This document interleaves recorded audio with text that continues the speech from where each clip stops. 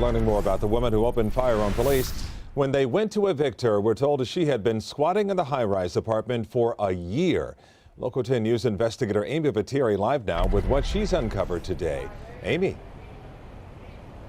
Well, we are told that woman never had a lease but had been staying here for about a year after visiting a friend who no longer lives in that unit. Well, since then, police have been called to that particular apartment nearly 24 times. One neighbor says that woman had previously pulled a gun on people living here, and police say that's what she did when they showed up yesterday to evict her.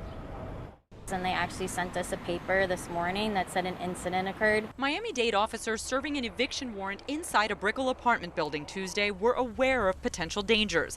They evacuated the floor and shut off elevators before knocking on the door of the apartment where 40-year-old Stephanie Voikin had been living on the 22nd floor. My dad heard a few gunshots because they only live about 7 floors above us. Police say when Voikin refused to open, they forced their way inside. That's when she allegedly opened fire and officers shot back.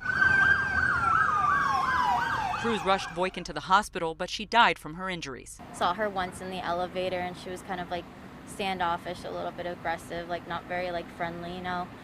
Local 10 obtained police records showing around 21 calls for various disturbances since early last year to the unit where Voikin lived. Management at Brickell First Apartments sent this letter to residents saying she had been squatting after a prior resident temporarily let her stay in the unit at the start of the pandemic. A source tells us she never had a lease. I know the woman really kept to herself and she had a couple of pets. Records show Voikin has been evicted before and has a history of arrests, including an incident in 2019 at the Surfcomer Hotel in Miami Beach, where officers charged her with disorderly conduct and resisting arrest when she allegedly refused to leave a man's room.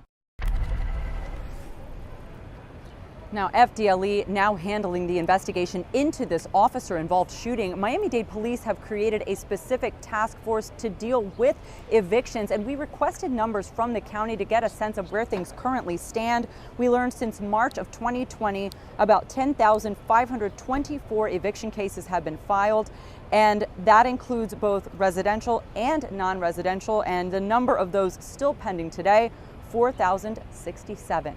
We're live in Brickell. Amy Viteri, Local 10 News.